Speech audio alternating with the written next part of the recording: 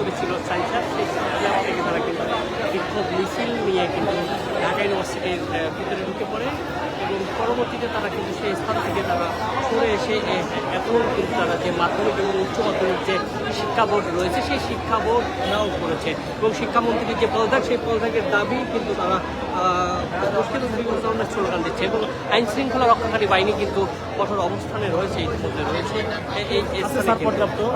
এবং শিক্ষার্থীরা কিন্তু তাদের দাবি সেই দাবি বাস্তবায়নের লক্ষ্যে কিন্তু তারা এই সড়কে অবস্থান করছেন এবং তাদের দাবি বাস্তবায়ন না হওয়া পর্যন্ত তারা কিন্তু এই স্থান ত্যাগ করবে না এমনটি কিন্তু তারা জানিয়েছেন।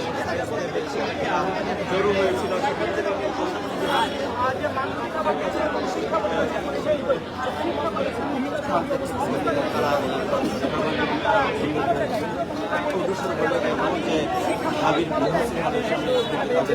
বাধা দেয় এবং সেখান থেকে মাধ্যমিক উচ্চ মাধ্যমিক শিক্ষা বোর্ড তারা আসে এবং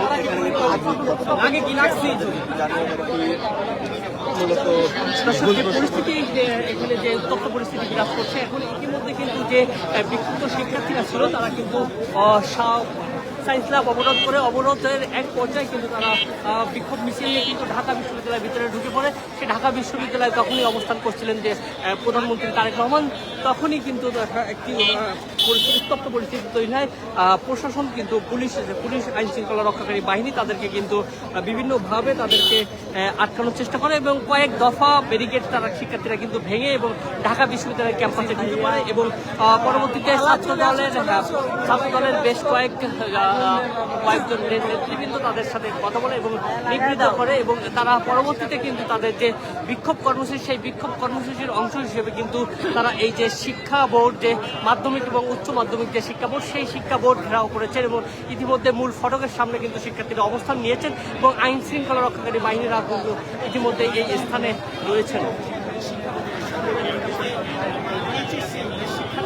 এবং শিক্ষার্থীরা বারবার কিন্তু একটা স্লোগান দিচ্ছে শিক্ষামন্ত্রীর পদত্যাগের আগ পর্যন্ত তারা কিন্তু সড়ক থেকে উঠবেন না, তাদের দাবি বাস্তবায়নের আগ পর্যন্ত তারা কিন্তু এই আন্দোলন চালিয়ে যাবেন এমনটি কিন্তু যে আন্দোলনরত শিক্ষার্থী রয়েছে তারা কিন্তু জানিয়েছেন। তো আপনাদের কিন্তু জানিয়ে রাখি যে গতকালকে যে সামাজিক যোগাযোগ মাধ্যমে কিন্তু শিক্ষামন্ত্রীর যে বক্তব্যটি ছড়িয়ে পড়ার পরে কিন্তু একটি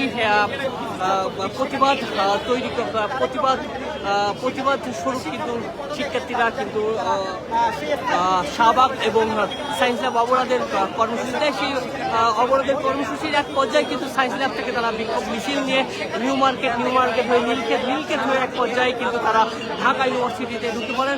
তখনই কিন্তু প্রধানমন্ত্রী তারেক রহমান ঢাকা ইউনিভার্সিটিতে অবস্থান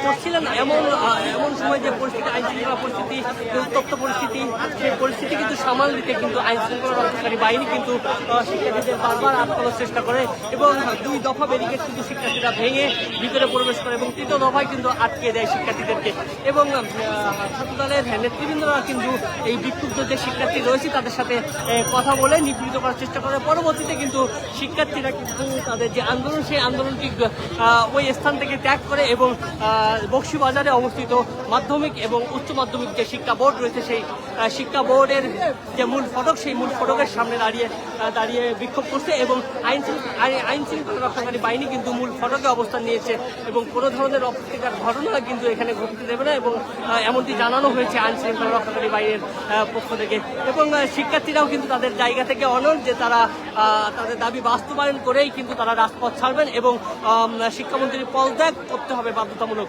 এই দাবিতে কিন্তু শিক্ষার্থীরা এই মাধ্যমিক এবং উচ্চ মাধ্যমিক শিক্ষা বোর্ডে যে ভবনটি রয়েছে সেই ভবনের মূল ফটকে কিন্তু অবস্থান করছে।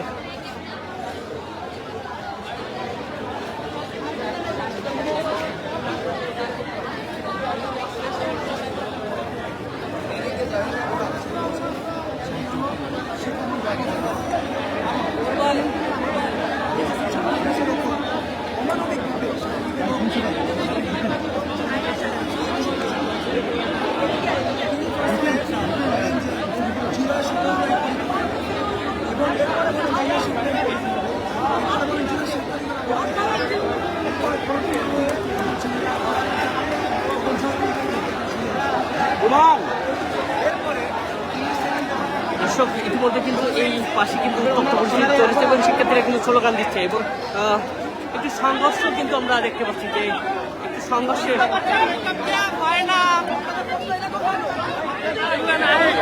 আপনারা বিতর্কিত করার চেষ্টা করতেছেন নির্যাতনে এদিকে একজন কেমন আসছে আমি তো বুঝলাম না।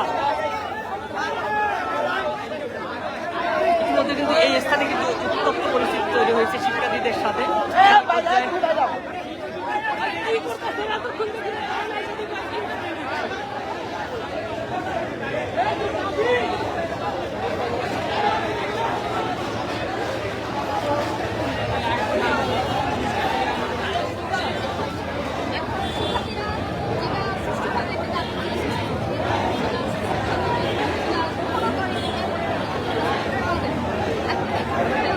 আচ্ছা আপনি স্টুডেন্ট, আচ্ছা পরীক্ষা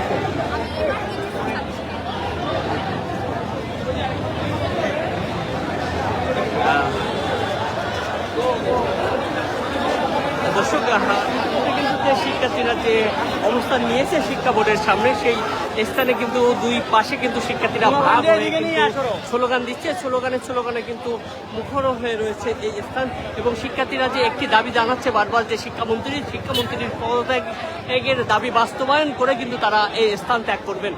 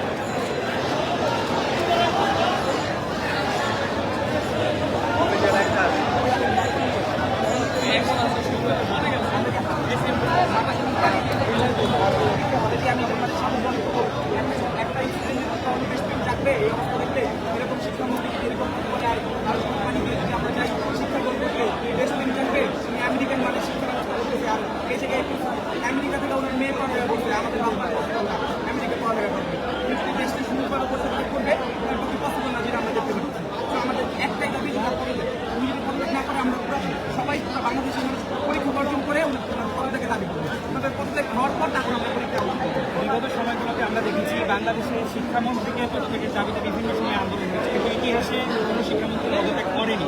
এবার আসলে কি মনে হচ্ছে? সকাল করেনি বললে ভুল হবে। আস্তে আস্তে কিন্তু পাপের বোঝা ভারী হয়। এটা কিন্তু আমরা বিগত 2024-এ দেখতে পাচ্ছি। শিক্ষামন্ত্রী বলেন, খাদ্যমন্ত্রী বলেন, ওদের সবার পাপের বোঝা কিন্তু একজনের দুনিয়া টান দেয়। কোন নাম রিভিল করার কিছু নেই। পাপের বোঝা যত ভারী হবে, আপনারা যদি ওটা পাশ্চাৎ না করেন তাহলে এটা নিয়ে আপনাদের টান দেবে। তো আপনারা পাপের বোঝা ভারী করেন না, আপনারা স্টুডেন্টের দাবি মেনে নেন। আপনারা যৌক্তিক দাবি, আমাদের কোনো অযৌক্তিক দাবি না। আপনারা মাথা সমান পানি রেখে বলবেন পরীক্ষা দিতে অসম্ভব। আরেকটা কথা হচ্ছে, আপনি এসে তলে বসে থেকে একটা বলবেন অসম্ভব। ঢাকা বিশ্ববিদ্যালয়ে আপনারা ছিলেন